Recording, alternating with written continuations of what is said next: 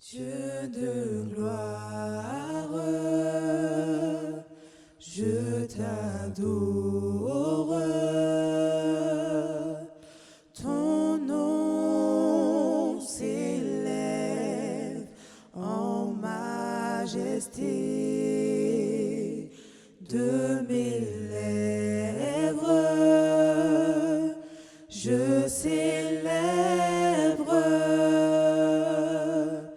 ta victoire, ton règne, ton autorité.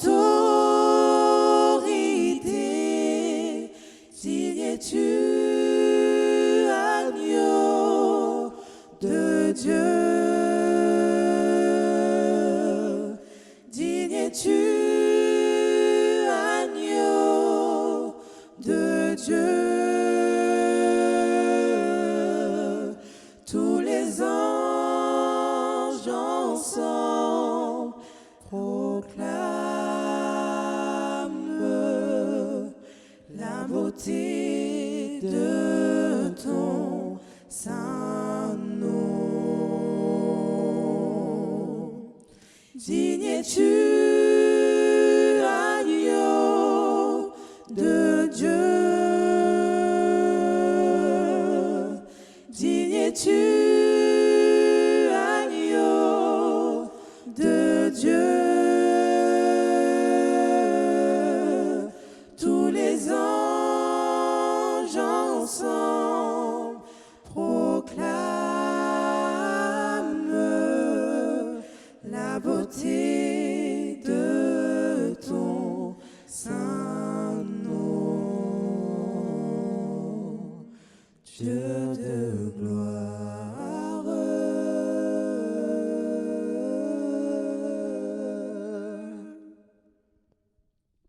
Bonjour, nous sommes aujourd'hui dans une église. Lorsque l'on parle de l'église, on pense d'emblée à la liturgie et au chant. On pense aussi à la prière et à l'adoration. On pense encore aux croyants, disciples du Christ, rassemblés pour se souvenir, pour communier, pour commenter, pour comprendre et pour partager finalement les implications de l'Évangile et surtout l'intention de Dieu pour l'humanité à travers l'histoire du peuple d'Israël. Aujourd'hui, nous parlerons de la vocation de celui ou de celle qui est appelé à commenter la bonne nouvelle de Jésus-Christ, à vivre à plein temps au service de ce partage. Si tous les croyants sont disciples du Christ dans l'Église et partagent naturellement leur foi, tous ne remplissent pas le même ministère. Parmi les croyants, des hommes et des femmes sont appelés à exercer un ministère à plein temps, celui de pasteur. Nous en avons invité quelques-uns pour participer à notre réflexion, qu'ils soient en mission dans le cadre de l'enseignement ou en exercice au sein d'une paroisse ou au service d'un organe administratif de l'Église. Chacun a répondu pourtant à la même vocation pastorale, à ne pas confondre avec sa fonction au service de l'enseignement, de la presse, de la jeunesse, de l'humanitaire ou de l'administration. Qu'est-ce que la vocation pastorale ? Comment Jésus-Christ aborde-t-il cette vocation spécifique dans l'Évangile ? Nous avons interrogé Gabriel Monet, doyen de la faculté adventiste de théologie en Haute-Savoie. Un des récits de vocation se trouve dans l'Évangile de Luc, au chapitre 5, alors que Jésus va performer une pêche miraculeuse. Jésus a prêché là pour toute la foule. Les disciples, Pierre et André, Jacques et Jean, étaient là après avoir pêché toute la nuit sans rien prendre. Ils ont mis à disposition leur bateau pour que Jésus se fasse entendre de la foule. Et puis vient l'appel, qui s'adresse à Pierre en particulier. Jésus lui dit « Avance en eau profonde » et jette le filet. Ce « avance en eau profonde » devient comme le paradigme de cette vocation. Une vocation pastorale dans un sens, même si on est bien d'accord que dans l'Évangile, on ne trouve pas des pasteurs comme on les a aujourd'hui. Et donc il faut d'une certaine manière relativiser les choses. Mais toujours est-il que là, Pierre est invité à jeter ses filets, à oser cette démarche d'aller de l'avant. Et c'est ce signe-là, cette pêche miraculeuse qui va devenir le tremplin pour cette suivance que Pierre va manifester auprès de Jésus. Ce « avance en eau profonde » est le signe de la nécessité de mettre de la verticalité dans la réponse à l'appel. Répondre à l'invitation du Christ à le suivre et à avoir une mission particulière, ce n'est jamais quelque chose de superficiel. C'est toujours quelque chose qui engage une relation verticale. Un autre indice intéressant dans l'épisode se trouve à la fin du récit. Au verset 11, le texte dit « Ramenant alors leur barque à terre », avec donc toute la pêche qu'il a, tous les poissons, « laissant tout, ils le suivirent ». Le lien entre l'action et le détachement me paraît significatif. Répondre à l'appel implique une forme de lâcher-prise, matérielle peut-être, existentielle, relationnelle, spirituelle surtout, pour se consacrer pleinement à la mission à laquelle nous sommes appelés. Un petit peu plus tard, Jésus va à nouveau lancer un appel, cette fois à 72 de ses disciples, les envoyer en mission. Mais juste avant, des personnes vont lui dire « Seigneur, je veux te suivre ». Mais Jésus montre bien qu'il n'a pas où reposer sa tête, et le suivre implique un vrai engagement, une vraie implication, une vraie aventure d'une certaine manière. Le texte parallèle dans l'évangile de Matthieu est très intéressant. Dans les chapitres 8 et 9, Jésus va auprès de 12 personnes ou groupes de personnes, et le chiffre 12 là n'est pas anodin, faire du bien, guérir, transformer les vies. Et juste après, il va envoyer les 12, contraste avec Luc 10 là, où il y en avait 72, dans Matthieu il n'y en a que 12, comme pour signaler qu'il y a peut-être un lien avec les 12 personnes ou groupes de personnes auxquels Jésus a fait du bien. Finalement, répondre à l'appel, devenir pasteur, c'est s'engager pour contribuer à la libération des gens, pour essayer de faire que les vies soient transformées, être des intermédiaires pour cette action transformatrice de Dieu. D'ailleurs, l'épisode dit bien qu'il y a peu d'ouvriers dans la moisson. C'est pourquoi il est nécessaire de prier afin que le Seigneur envoie des ouvriers dans sa moisson. Pourquoi ? Parce que les foules sont comme des brebis qui n'ont pas de berger. Voilà le sens du mot pasteur dans la Bible, être un berger, s'occuper des brebis, prendre soin d'elles, les amener à bon port. Eh bien, il y a besoin de personnes. Mais pour le faire, comme Jésus le faisait. Finalement, devenir un disciple de Jésus, ou plus encore devenir un pasteur, ou quelle que soit la mission que l'on accepte de relever, il s'agit finalement d'imiter le Christ, de transformer des vies comme il a transformé lui-même des existences. Dans l'évangile de Jean, la manière dont Jésus fait son appel en mission, on connaît très souvent celui de Matthieu, « Allez, faites de toutes les nations des disciples ». On connaît moins ou on cite moins souvent celui de Jean, « Comme le Père m'a envoyé, moi aussi je vous envoie ».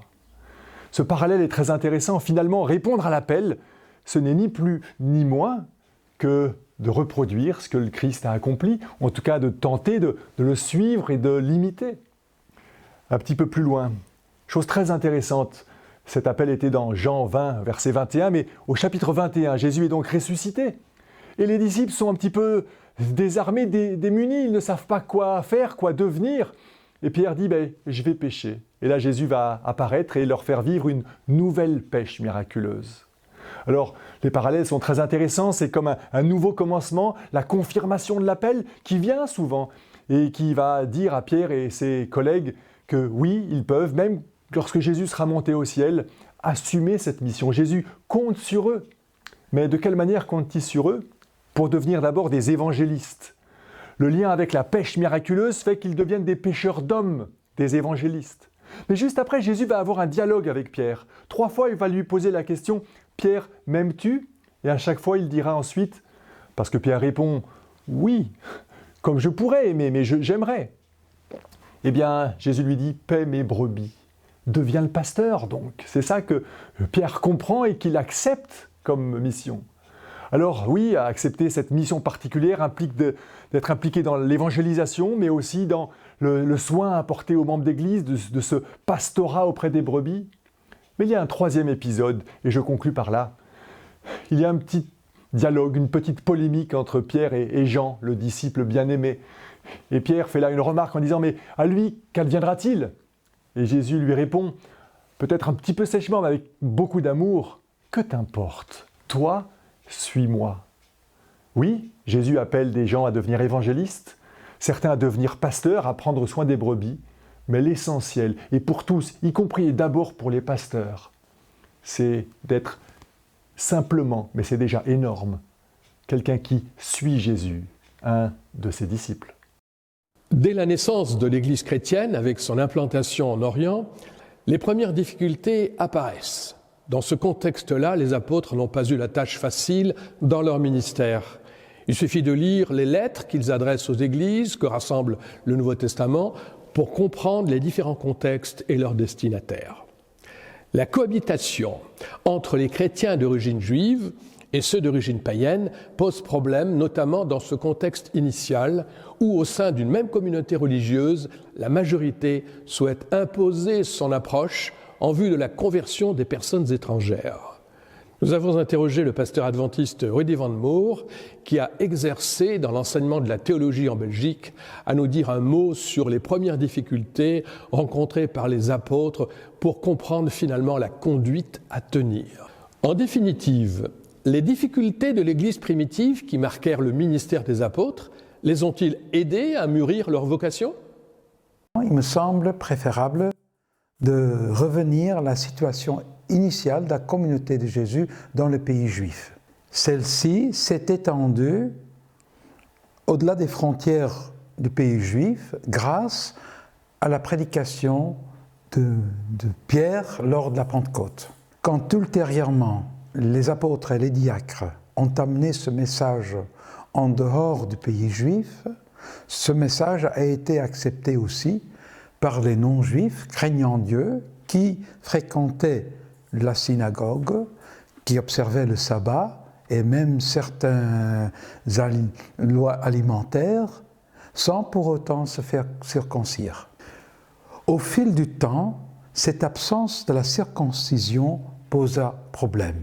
Certains croyants orthodoxes exigeaient la circoncision des non-juifs et les ultra-orthodoxes exigeaient même qu'ils observent toute la loi de Moïse.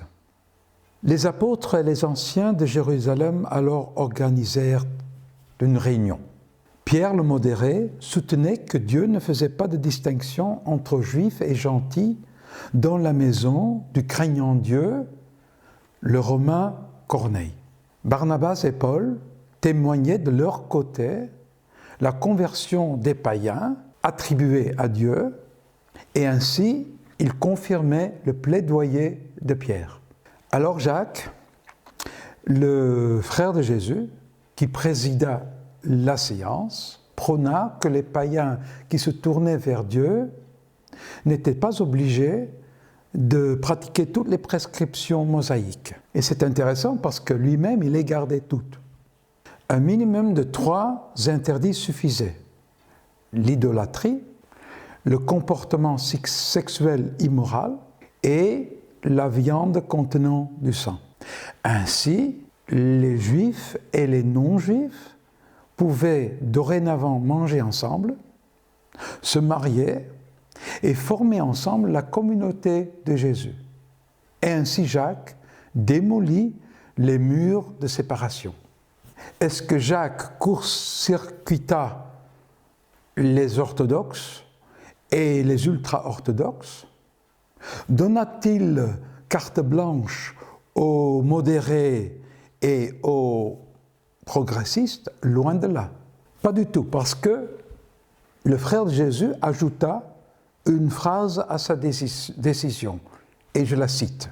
« Car depuis bien des générations, Moïse a dans chaque ville des gens qui le prêchent, puisqu'on le lit tous les jours de sabbat dans les synagogues. » Jacques voulait dire ainsi que les non-juifs qui fréquentaient les synagogues pouvaient apprendre à connaître toute la loi du fait qu'ils assistaient, soit assisteraient au service du sabbat organisé dans les synagogues ou les églises juives. Ainsi, ce président de la première conférence générale n'imposait pas ses observances, ses croyances et ses pratiques personnelles. Il répondit aux aspirations de tous les groupes. La loi maximale pour les juifs et un minimum pour les non-juifs qui venaient d'arriver, de sorte qu'il leur donnait le temps d'apprendre à connaître et à observer la loi. Tout comme son frère Jésus, Jacques s'est avéré un excellent berger, aussi bien pour ses membres juifs que pour ses membres non juifs. Par conséquent, l'Église de Jésus grandissait parce qu'il donnait de l'espace aux modérés, les esprits modérés et les esprits progressistes. Dans leurs épîtres, Paul, Pierre et Jacques s'adressaient à leurs groupes cibles respectifs, chacun à sa manière. Paul, le progressiste, quant aux exigences de la loi, créait beaucoup d'espace pour les non-juifs afin qu'ils puissent accepter Jésus-Christ. En même temps, dans ses lettres aux Romains et aux Éphésiens, il prend en défense les judéo-chrétiens contre la pression des chrétiens non-juifs. Pierre, le modéré, s'adresse à ses lecteurs judéo-chrétiens et chrétiens non-juifs d'une manière cordiale et chaleureuse, et il les conforte dans leur souffrance collective.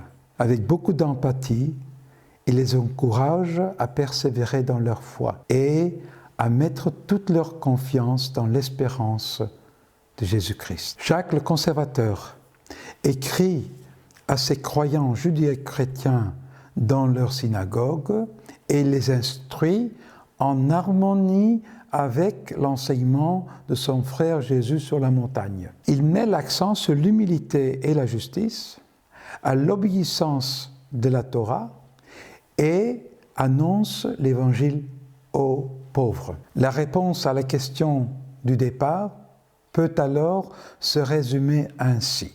Le rôle des pasteurs, c'est de marcher sur les traces de Paul, Pierre et Jacques, chacun à sa manière en servant le Seigneur, mais chacun avec un soin paternel et pastoral pour tous les croyants. Ainsi, ils créeront un espace pour les différents courants dans l'Église et en même temps faisant tout pour la tenir ensemble comme le troupeau de Jésus-Christ. Marcher sur les traces de Pierre, de Paul et de Jacques pour créer un espace permettant aux différents courants dans l'Église de marcher ensemble au sein d'un même troupeau. C'est à la fois la référence au berger qui rassemble, mais aussi au berger qui respecte chacune de ses brebis. L'Église se veut plurielle et non pas monolithique, où tous se rassemblent sous l'emprise d'une pensée unique. Seul le Christ rassemble et permet aux pasteurs d'être des rassembleurs en tenant compte de la particularité de chacun, en favorisant des ponts, des relations et des points d'impact. La vocation pastorale touche aussi bien l'homme que la femme. Cette vocation du pastorat féminin est-elle différente de celle du pastorat masculin? Que peut apporter donc une femme pasteur dans l'Église? C'est la question que nous avons posée à Dominique Racoteau, pasteur dans le nord de la France. Il me semble que la vocation en général, c'est-à-dire l'appel de Dieu, ne change pas et demeure toujours le même. Dieu appelle en disant « Qui enverrai-je et qui marchera pour moi ?» Et le disciple répond simplement « Me voici, envoie-moi ». Et alors, Dieu qualifie ensuite celui qu'il a appelé à la mission particulière qui lui est destinée, et dans le cadre du ministère pastoral, à servir et à conduire son peuple. Évidemment, même si l'appel est le même, il y aura des différences entre l'exercice du ministère pastoral au féminin et l'exercice du ministère pastoral au masculin. Et c'est normal. D'ailleurs, des différences, on en retrouve aussi dans la gestion et la vision du ministère entre un jeune pasteur de 25 ans, par exemple, et un autre plus aguerri d'une 60aine d'années. Cela signifie-t-il que le ministère du plus jeune est de moindre valeur? Pas du tout. Pour cela, il suffit de considérer l'exemple de Jésus qui avait à peine 30 ans lorsque Dieu lui-même l'a appelé à témoigner et à partager son enseignement. Une différence étonnante qui va participer à toute la beauté de son ministère. Même si toutes les femmes sont différentes, on peut considérer que le ministère pastoral au féminin favorisera un contact plus familier avec les membres. La femme pasteur sera considérée davantage comme une mère, comme une sœur, comme une fille. avisé certes, mais toujours de la famille.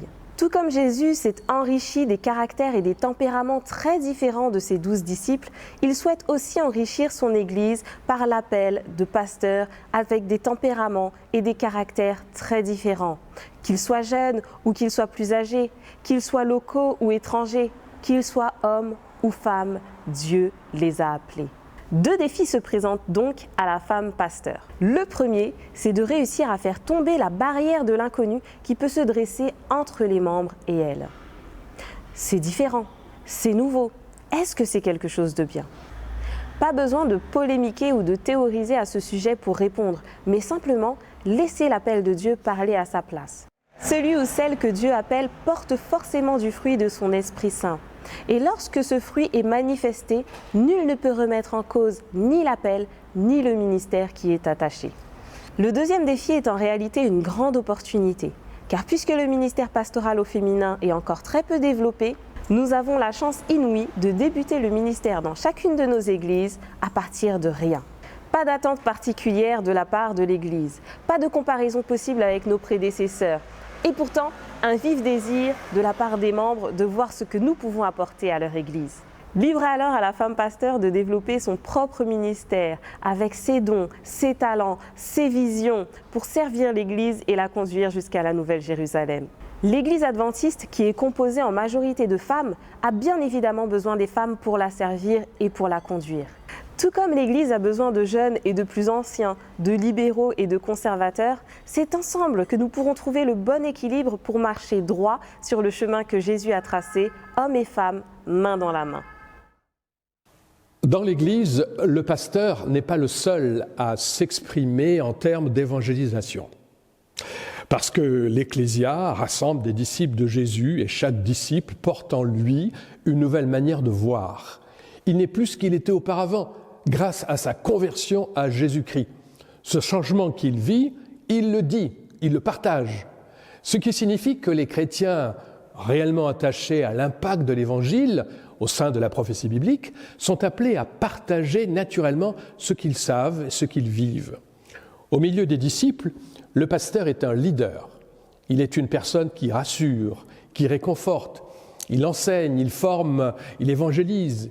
Il introduit et il s'introduit dans la société. Il s'adapte à différents milieux.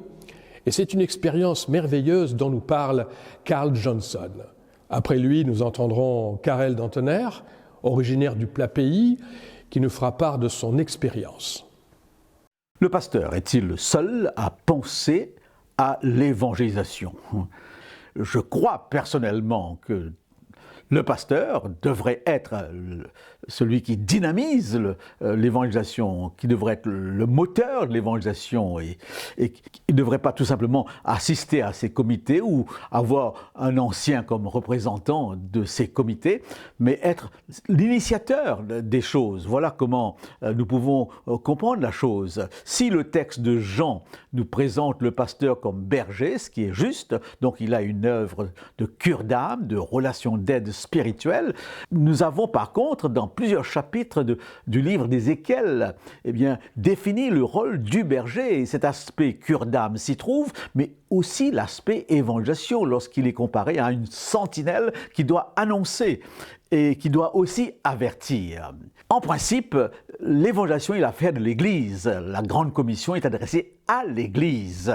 D'une manière générale, dans n'importe quelle famille, la naissance d'un enfant est quelque chose d'attendu. Donc, si l'évangélisation, par définition, est la naissance de nouveaux convertis, dans le cadre de l'Église de Dieu, l'évangélisation devrait déjà à ce niveau être l'élément clé, voir la famille grandir, la famille se développer. Donc, il faudrait pouvoir justement, à tous les niveaux, créer cette attente, créer cette anticipation. Quand est-ce qu'on peut vraiment créer cette atmosphère d'intérêt pour l'évangélisation? Eh bien, c'est au travers des visites pastorales, que le pasteur a l'occasion d'échanger avec le membre, non pas seulement sur les aspects de l'Église, mais aussi sur les implications et avoir ses idées à ce sujet. Le pasteur est en face d'un membre, d'une famille, et peut évaluer l'intérêt ou la sensibilité de ses membres par rapport à l'évangélisation. Et le rôle du pasteur au travers de son comité est justement de susciter la capacité des uns et des autres à s'impliquer davantage. Donc il n'est pas là seulement, me semble-t-il, pour coiffer le tout à distance, mais il est là pour être l'agent qui dynamise l'Église et qui donne envie aux uns et aux autres d'entrer dans le projet présenté ou de bâtir ensemble les projets que l'Église voudrait atteindre dans l'évangélisation. Lorsqu'on visite des églises, on voit tout de suite si elle est axée sur l'évangélisation. Déjà, par rapport à l'accueil qui est fait aux visiteurs qui passent. Dans chaque église, surtout le samedi, qui pour moi est le jour par excellence de l'évangélisation, il y a toujours quelques visiteurs qui sont là. Mais parfois, ils sont là et nous ne sentons pas qu'ils sont encadrés, qu'ils sont... je ne dis pas qu'il faut à tout prix les envahir. Non, nous sommes dans un pays où il faut faire très attention. Mais l'ambiance de l'Église, l'accueil de l'Église joue un rôle capital. Soit ça donne envie de rester ou de partir. Je connais des personnes qui ont pris la décision de se faire baptiser dans une église parce que dans cette église, ils se sont sentis tout à fait accueillis. Et là, le pasteur a un rôle important. Quand il est là, à la sortie de l'église, et qu'il salue les uns et les autres, il peut identifier ceux qui viennent, et il peut aussi établir un contact, et l'accueil prend une autre dimension. Donc, je crois que cet aspect est aussi important dans la dynamique qui sera créée par rapport à l'évangélisation, car finalement, tout est orienté vers l'évangélisation. Ça fait maintenant 38 ans que j'ai eu le privilège d'être pasteur. Et je peux dire que pendant ces 38 ans, j'ai eu beaucoup de bénédictions. C'est vrai aussi que j'ai douté à pas mal de choses dans ma vie, mais jamais à ma vocation. Le grand chef là-haut m'a toujours béni dans mon ministère et dans les églises que j'ai pu servir. Je me souviens qu'en tant que jeune ouvrier, on m'appelait de devenir le pasteur dans une petite église en Flandre. Cette petite église comptait 45 membres. Et pendant plusieurs années, il n'avait plus eu un seul baptême. Et je me souviens qu'au début de cette année, nous nous trouvions dans une réunion de prière, on était à genoux et on demandait au Seigneur 20 baptêmes avant la fin de cette année.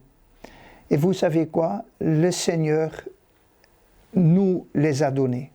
5 ans plus tard, cette même petite église de 45 membres comptait 85 membres et leur bâtiment était devenu trop petit. Chaque pasteur connaît cet immense bonheur et cette énorme joie de pouvoir donner des études bibliques à des personnes, à des jeunes ou des moins jeunes, et de voir comment cette personne, à un moment donné, va donner son cœur à Jésus. Quelle joie que j'ai eue pour pouvoir accompagner des jeunes couples à leur mariage ou de réconcilier parfois 2 personnes, de pouvoir réconcilier parce que ce n'est pas toujours si évident que ça. Parfois 2 familles qui sont en conflit, parfois un couple qui est au bord de leur divorce. Et ce sont des expériences inoubliables. Avant de venir en France en 2013, j'ai eu l'occasion de créer un groupe d'études bibliques dans un chic restaurant dans le centre-ville de Malines, c'est aussi en Flandre. Et il y avait une vingtaine de personnes et chaque jeudi soir, pendant 4 années, nous nous sommes trouvés dans ce restaurant, dans cette salle. On a étudié plusieurs livres de la Bible, on a étudié les prophéties. Et ça, chaque jeudi soir, pendant 4 ans. Et on a vu des miracles, on a vu des personnes qui ont vraiment donné leur vie à Jésus. C'était magnifique.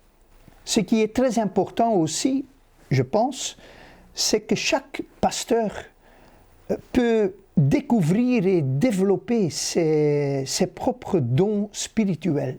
Je n'aurais jamais pensé qu'en tant que pasteur, je pourrais fonctionner comme un aumônier dans une prison, visiter les détenus et donner même des études bibliques.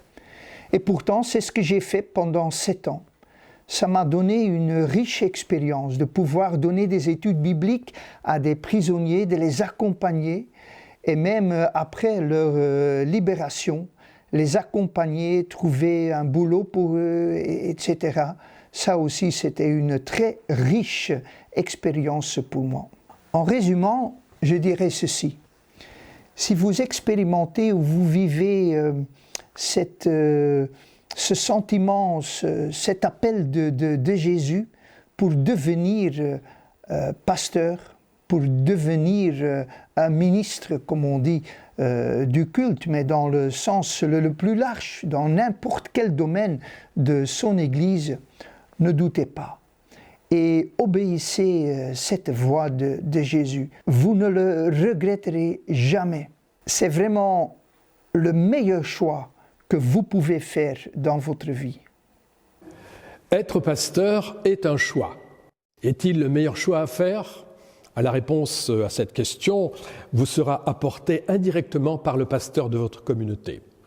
L'expérience montre en effet que lorsqu'un pasteur s'épanouit dans son ministère, au sein de sa communauté, au milieu de son environnement proche ou lointain, des vocations se dessinent et des étudiants se destinent à des études de théologie dans une faculté ou une université adventiste.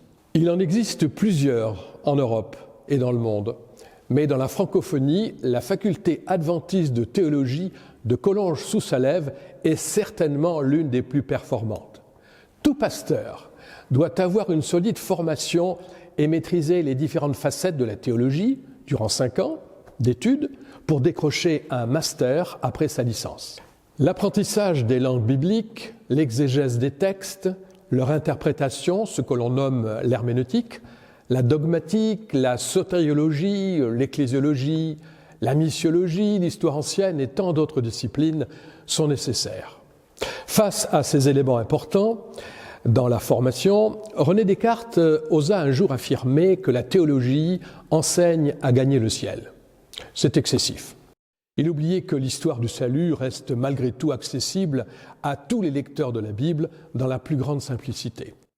C'est dans la maturité de sa vocation et de son expérience spirituelle avec son Dieu que le pasteur pourra dignement représenter l'Église adventiste du 7e jour. Ton nom s'élève en majesté